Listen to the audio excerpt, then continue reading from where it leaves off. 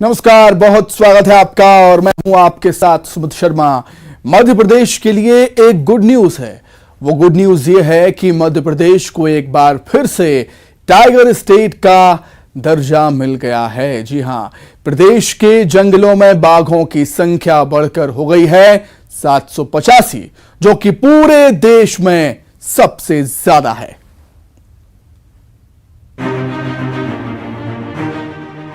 मध्य प्रदेश ने tiger state का दर्जा बरकरार रखा है। बाघ दिवस पर जारी हुई गणना रिपोर्ट में एमपी में सबसे ज्यादा बाघ होने की बात सामने आई है। यही नहीं, बाघों की संख्या देश में किसी भी राज्य में सबसे ज्यादा है। मसलन एमपी में बाघों की कुल संख्या 785 है, कर्नाटक में बाघों की संख्या 563, उत्तराखंड में बाघों की संख्या 560। एमपी के टाइगर स्टेट का दर्जा बरकरार रखने में सबसे ज्यादा योगदान बांधवगढ़ नेशनल पार्क का रहा।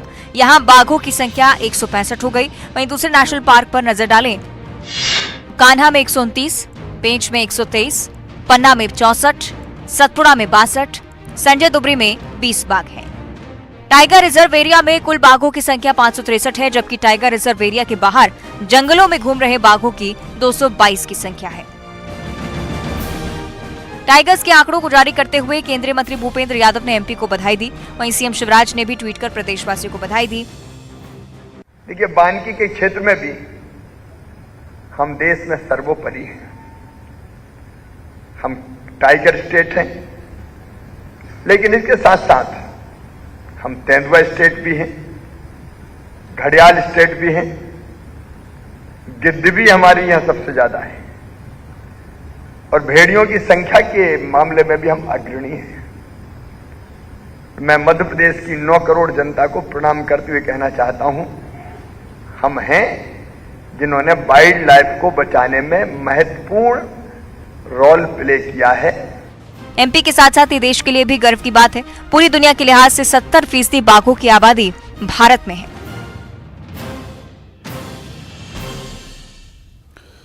विधानसभा चुनाव से पहले सीएम शिवराज एक के बाद एक सौगात लगातार दे रहे हैं। एक और सौगात दी है सीएम ने आशा उषा कार्यकर्ताओं को मानदेय बढ़ाने का ऐलान किया। अब आशा उषा कार्यकर्ताओं को 2000 की जगह 6000 रुपए मानदेय मिलेगा। वहीं हर साल 1000 का मानदेय बढ़ाया जाएगा। सीएम ने 5 लाख तक की स्वास्थ्य बीमा देने के साथ ही रिटायरमेंट पर 1 लाख रुपये देने का ऐलान भी किया। सीएम ने आशा पर्यवेक्षकों का मानदेय बढ़ाकर 13,000 करने का ऐलान भी किया है। इनका मानदेय भी हर साल बढ़ेगा।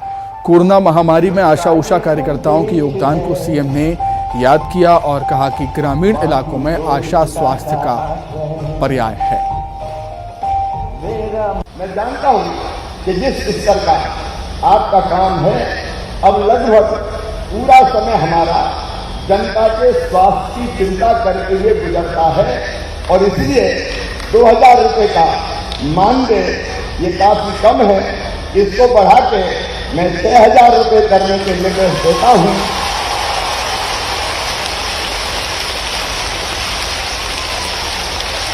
और इसके साथ एक बात और कर रहा हूं कि इसमें हर साल अपने आप 1000 रुपया बढ़ा दिए जाएंगे। अपने आप 1000 रुपया हर साल ये बढ़ा दिया जाए ताकि इनको बार बार परेशानी नहीं हो और महंगाई के अनुपात में इनको अपने आप बढ़कर राशि मिलती रहे। बोलिए ठीक है। विधानसभा और लोकसभा चुनावों के मद्देनजर बीजेपी के राष्ट्रीय अध्यक्ष जेपी नड्डा ने अपनी नई टीम का ऐलान कर दिया। कैलाश विजयवर्गीय को राष्ट्रीय महामंत्री बनाए जाने पर कांग्रेस ने तंज कसा है, जबकि कैलाश विजयवर्गीय ने इसे गर्व की बात बताया।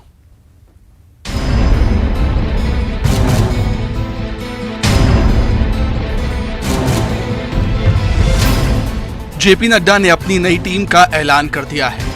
एमपी बीजेपी से 3 नेताओं को इस टीम में जगह मिली है। सौदान सिंह को राष्ट्रीय उपाध्यक्ष बनाया गया, जबकि कैलाश विजयवर्गीय को राष्ट्रीय महामंत्री। संगठन में ये दोनों नेता पहले से ही काम कर रहे थे। वहीं ओम प्रकाश धुर्वे को राष्ट्रीय सचिव बनाया गया है। खास बात यह है कि मध्य प्रदेश बीजेपी प्रभारी मुरलीधर राव को राष्ट्रीय महासचिव पद से हटा दिया गया। बीजेपी के राष्ट्रीय महासचिव बनाए जाने पर कैलाश विजयवर्गीय ने खुशी जाहिर की और कहा कि ये गर्व की बात है। भारतीय जनता पार्टी का महामंत्री और अन्य दलों के महामंत्री में बहुत अंतर है। हमारे यहाँ 8 महामंत्री, सबके काम बराबर निर्धारित है और भारतीय जनता पार्टी के महामंत्री बनना ये एक कार्यकर्ता के लिए बहुत सम्मान की बात है। उधर कांग्रेस ने बीजेपी संगठन में हुए बदलाव पर तंज कसा है और इसे नई बोतल में पुरानी शराब करार दिया। पीसी शर्मा ने कैलाश विजयवर्गीय के बंगाल में फेल होने की बात कही। नई बोतल में पुरानी शराब डाल दी। ये सब क्वारंटाइन लोग हैं जिनका कोई वजूद बचा नहीं है और नड्डा जी खुद अपने प्रदेश हिमाचल प्रदेश में कुछ कर नहीं पाए, तो मैं नहीं समझता कि ये टीम कुछ कर पाएगी। बीजेपी ने 5 राज्यों में होने वाले विधानसभा चुनाव के साथ ही 2024 में होने वाले लोकसभा चुनाव के लिए सजावट करनी शुरू कर दी है। भले कांग्रेस तंज कस रही हो, लेकिन ये बीजेपी के संगठन की ताकत ही थी जिसने कांग्रेस को केंद्र के साथ साथ कई राज्यों की सियासत में हाशिए पर धकेल दिया है।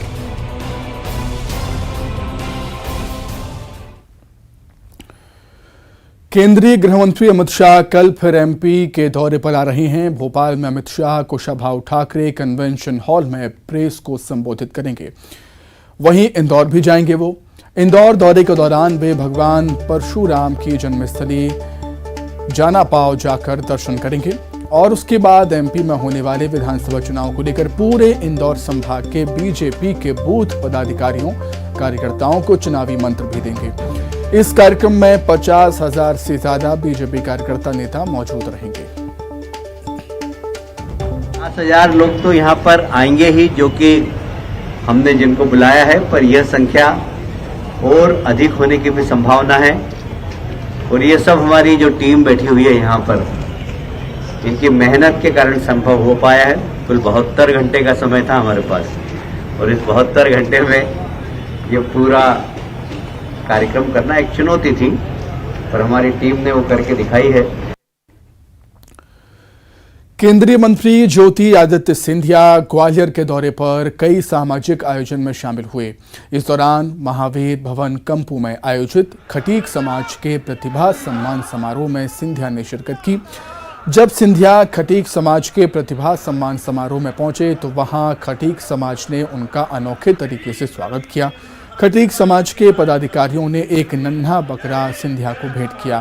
तोहफे में जिंदा बकरा सामने देख सिंधिया हैरान हो गए। सिंधिया ने ऐसे अनोखे तोहफे की कल्पना तक नहीं की थी, लेकिन खटीक समाज ने अपना प्रतीक माने जाने वाले बकरे को तोहफे में दिया है सिंधिया को, तो सिंधिया ने उसे हाथ लगाकर स्वीकार किया और फिर समाज को लौटा दिया। मैं बहुत भावनात्मक रूप से समाज के साथ जुड़ा हूं। रमेश जी हमारे अध्यक्ष हैं और एक बहुत पुराना रिश्ता समाज के साथ रहा है। जो प्रतीक चिन्ह उन्होंने दिया है वो मेरे दिल में सदैव रहेगा, मेरे जीवन में। खरगोन से खबर है, जहां 1 ग्राम सिरवेल उप स्वास्थ्य केंद्र में बड़ी लापरवाही सामने आई है। अस्पताल के चबूतरे पर ही महिला का प्रसव हो गया। परिजन ने लापरवाही और अनदेखी के आरोप लगाए हैं। स्वास्थ्य सेवाओं की लचर व्यवस्था की पोल खुल गई है। एक बार फिर से महिला की डिलीवरी हेतु परिजन अस्पताल पहुंचे थे। दर्द के चलते परिजन स्टाफ से गुहार लगाते रहे। एएनएम और परिजनों में कहासुनी भी हुई। पीएमओ सुनील वर्मा ने विभागीय जांच के आदेश दे दिए हैं इस घटना को।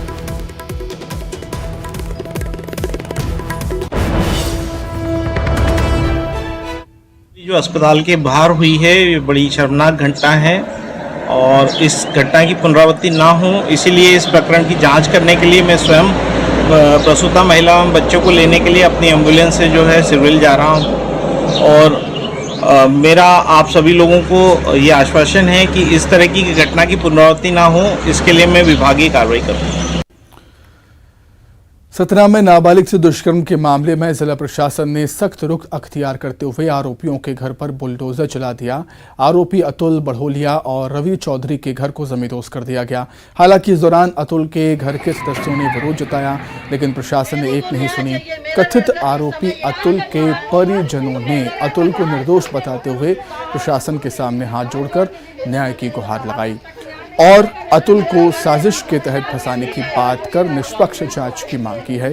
आरोपी बनाए गए अतुल की पत्नी भी रो रो कर बुलडोजर की कार्रवाई को गलत बताती हुई नजर आई और पति के निर्दोष होने की दलील पेश करती रही। लेकिन पुलिस ने कहा कि प्राथमिक जांच में अतुल की संलिप्तता पाई गई है और इसलिए कार्रवाई की गई है।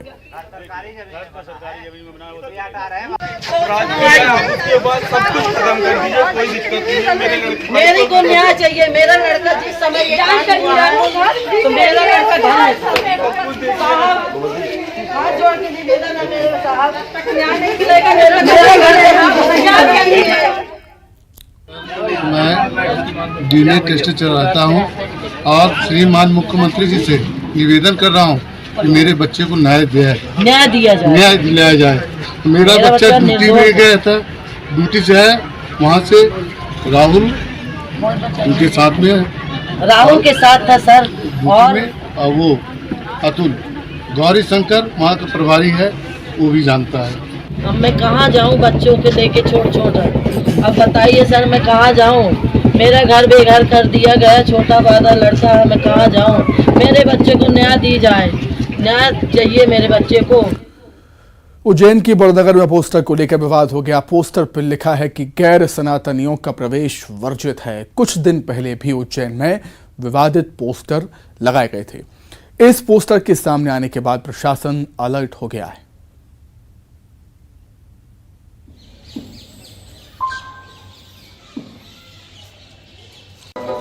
मेरे शिव तो इतने व्यापक है कि उन्होंने यदि कृपा करिए देवताओं पर तो वहीं पर असुरों पर भी कृपा करिए। उनका माध्यम रहता है सिर्फ और सिर्फ सच्चाई, सनातन के प्रति समर्पण।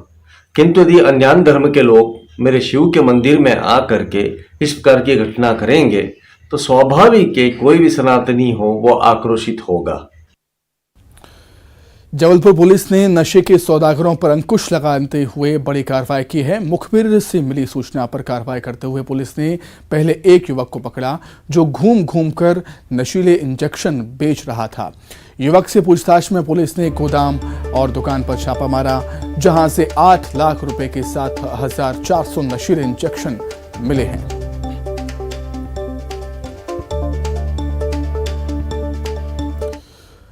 पन्ना में पुलिस ने एक बड़े ठग को गिरफ्तार किया जो भोले भाले ग्रामीणों के साथ ठगी करता था। पुलिस ने आरोपी को गिरफ्तार कर लिया है। उसके पास से 20 मोटरसाइकिल और एक ट्रैक्टर जब्त किया है। पूछताछ में ठग ने बताया है कि वो भोले भाले ग्रामीणों के डाउन पेमेंट कराकर उनके नाम पर गाड़ी फाइनेंस करा लेता था और वाहन को अपने घर ले जाकर रखता था। बाद में उसे दूसरे लोगों को बेच देता था।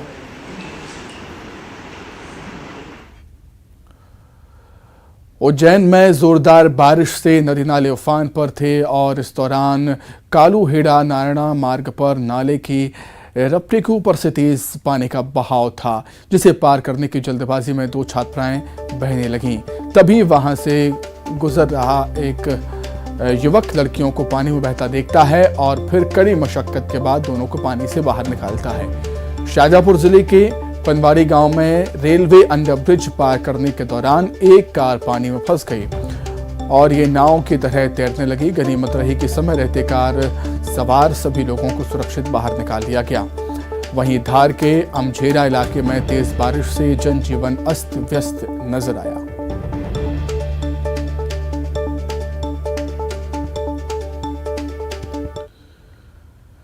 आइए अब देखेंगे 25 सेकंड में खबरें।